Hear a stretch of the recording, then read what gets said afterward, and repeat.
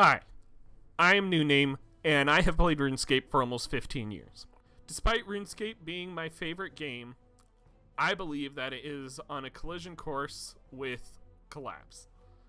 Player numbers have plummeted, content has dried up, and nostalgia has been replaced with convenience and something new.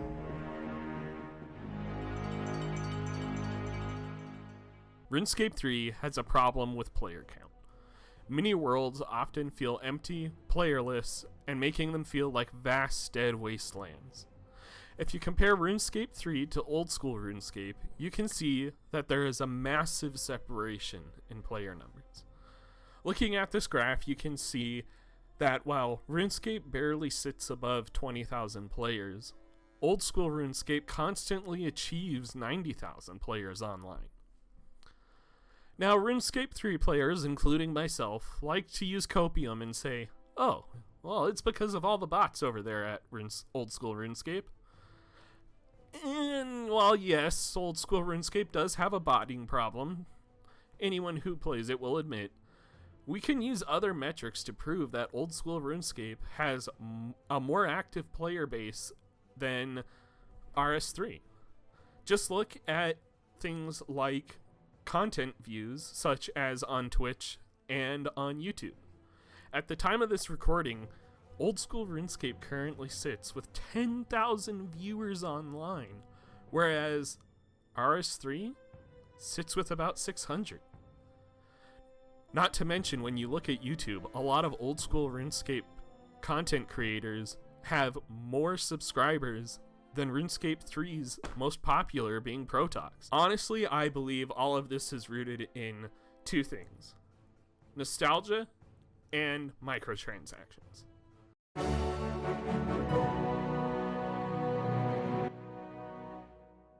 In my opinion, RuneScape 3 has given up its most important design element in order to try and forge its own way, despite having built one of the most iconic MMOs ever.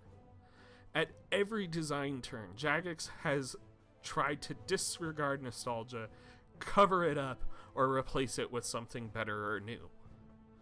For example, with the Fractured Staff of Armadyl, despite there already being an Armadyl staff in the game that players loved and recognized, Jagex threw it away and didn't use it in the design elements.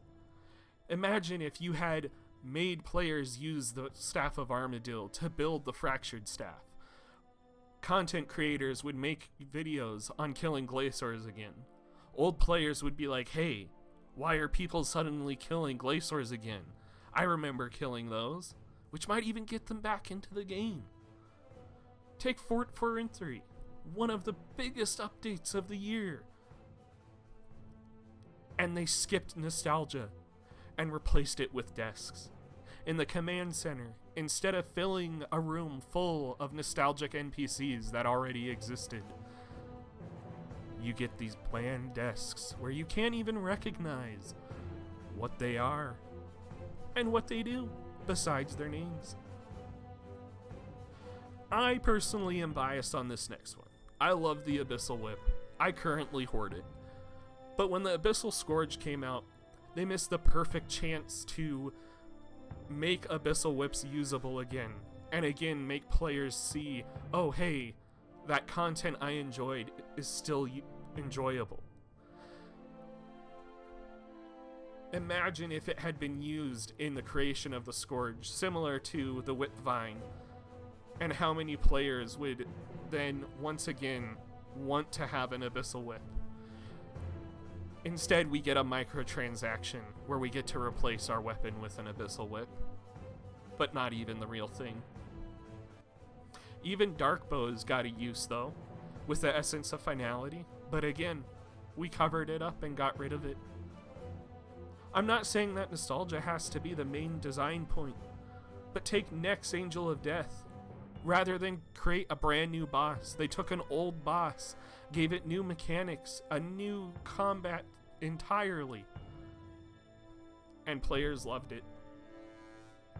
Now when players watch our bosses in unfamiliar areas, yeah, some of the original design is there, but you can barely recognize what you're looking at. And often when RuneScape gets updates, instead of getting something of value, we just get microtransactions.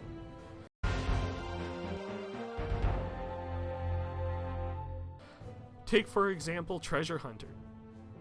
It seems we are always having a different Treasure Hunter event. These loot boxes are scammy and they prey on players, which is often cited as why a lot of players stop playing or don't get into the game.